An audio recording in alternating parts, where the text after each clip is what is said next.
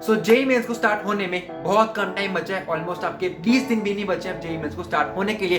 तो किसी दिक्कत के बिना, किसी देरी के बिना और किसी और परेशानी के बिना पढ़ने बैठना है हमको। दिन में आपके 20 दिन बचे हैं, 20 दिन में से अगर आप 12-13 घंटे भी मिनिमम निकालोगे अपने जेई मेंस फरवरी के लिए तो आराम से आपके क्वेश्चंस निकल जाएंगे। कौन से क्वेश्चन निकल जाएंगे? उन टॉपिक्स के जो मैं आपको बताने वाला हूँ आज की वीडियो के अंदर। From right, physics, chemistry and maths, सारे टॉपिक्स डिस्कस करे जा रहे होंगे जो कि आपके लिए इंपॉर्टेंट है।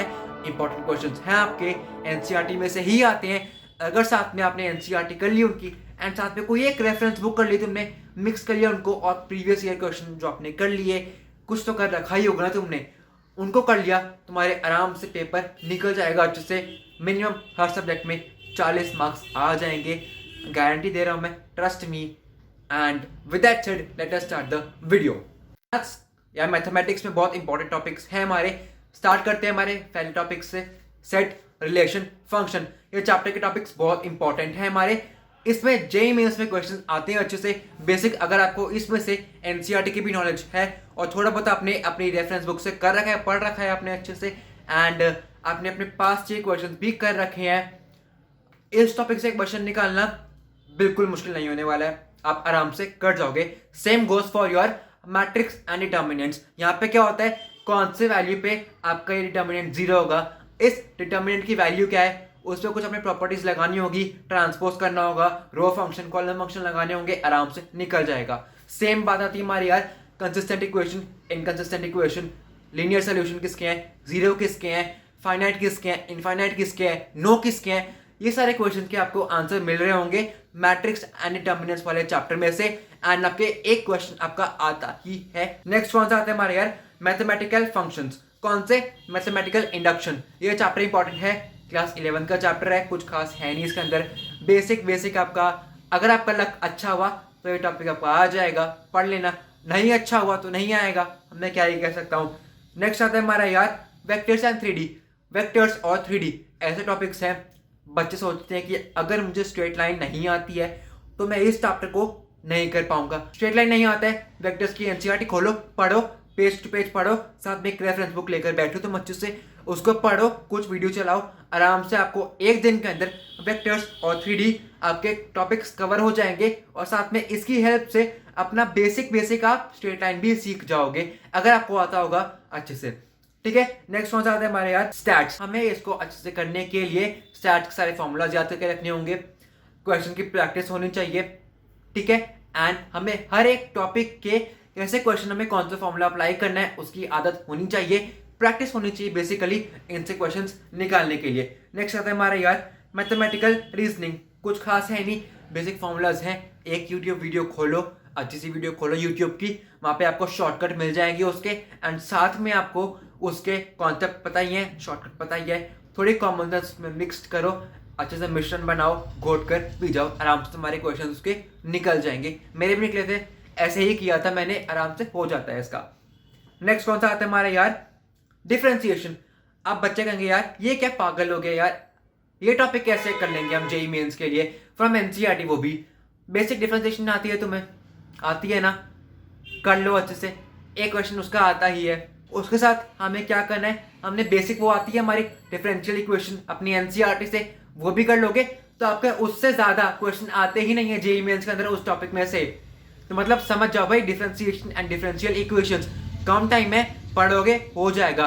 मैं ये नहीं कह रहा इंटीग्रेशन कर लो, थोड़ा मुश्किल है, प्रैक्टिस चाहिए होती है उसके लिए, वो नहीं हो पाएगा। आई नो, मुझे एक्सपीरियंस है, तो उसके लिए नहीं कह रहा मैं, बेसिक और बातों के लिए कह रहा हूँ, उन पे विश्वास कर लो और उनको कर लो। हमारे मैथ्स खत्म होते हैं यहाँ पे, हम शिफ्ट करते हैं हमारा फेवरेट सब्जेक्ट जो कि है फिजिक्स। फिजिक्स यार इंपॉर्टेंट सब्जेक्ट है, मुश्किल है मैं मानता हूँ, बट कुछ टॉपिक इसके बहुत ईजी है और बहुत स्कोरिंग भी है इस चैप्टर के हमारे।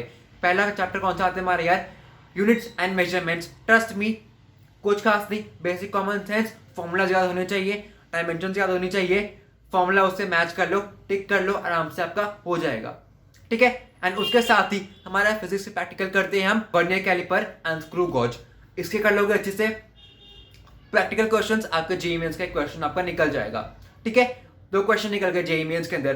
तीसरा कौन सा क्वेश्चन निकालना है हमें, हमारा आता है फिजिक्स की modern physics, dual nature of matter atoms and molecules, semiconductors and communication system. ये 4 टॉपिक्स आपके फिजिक्स के इतने इंपॉर्टेंट है, इसमें आपके 2-3 क्वेश्चन आपके आते ही हैं हर टॉपिक के में से। बेसिक फॉर्मूलाज आने चाहिए आपको, क्वेश्चंस आने चाहिए कैसे करते हैं, पेशेंस आना चाहिए, पेशेंस होगा तभी तो भाई करोगे ना तुम। Patience, formula, practice and theory की नॉलेज, इन सब के मिश्रण से ये 4 चैप्टर आपके निकल जाएंगे। यानी कि करीबन 4 टॉपिक्स के 4 क्वेश्चन इससे, 2 पहले बता दिए, 6 क्वेश्चन हो गए। 6 इंटू 4 कितने होते हैं भाई? 24 मार्क्स निकाल दिए तुम्हारे यहाँ पे।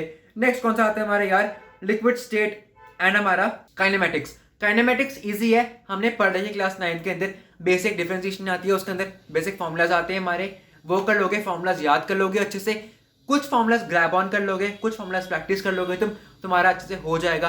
काइनेमेटिक में से आपका 2 पार्ट्स हैं उसके, प्लेनर और लीनियर, दोनों में से कोई एक पोर्शन में से आपका क्वेश्चन आ जाएगा। एक क्वेश्चन हमारा और निकल गया, कितने हो गए? 28 क्वेश्चन हो गए, 28 मार्क्स हो गए। कम है क्या भाई? नहीं। बाकी कौन सा आता है हमारे यार? ये हमारे टॉपिक्स निकल गए। अब इसके अलावा 28 क्वेश्चन तुम्हारे मैंने बता ही दिए, 28 मार्क्स के क्वेश्चन, ठीक है। बाकी थोड़ा बहुत तुमने कर ही रखा होगा, थोड़ी बहुत नॉलेज तो होगी यार, लिक्विड स्टेट की होगी नॉलेज तुम्हें, थोड़ी बहुत आपके ग्रेविटेशन की होगी। ग्रेविटेशन इजी चैप्टर है आपका, अगर वो कर लिया तुमने, तुम्हारे जो फोर्स होंगे किसमें? इलेक्ट्रिसिटी में, उसको सॉल्व करने में दिक्कत नहीं आएगी। ग्रेविटी वाले क्वेश्चंस कर लो तुम अच्छे से। बाकी क्या, अगर और मन कर रहा है कुछ अच्छा करने का, लिक्विड स्टेट कर लो, आराम से हो जाएगा। करीबन आपके 40 मार्क्स से क्वेश्चन आपके यही बैठ गए हैं आराम से इसी फिजिक्स के अंदर, जो कि आप आराम से कर जाओगे और अच्छे मार्क्स आपके आ जाएंगे, ठीक है। फिजिक्स हो गया। हम आते हैं हमारे और फेवरेट सब्जेक्ट के ऊपर, जो कि है केमिस्ट्री। केमिस्ट्री यार सब कुछ आपका एनसीईआरटी में से ही आता है, कुछ बाहर का नहीं आता है, ऑलमोस्ट सारा का सारा एनसीईआरटी ही होती है।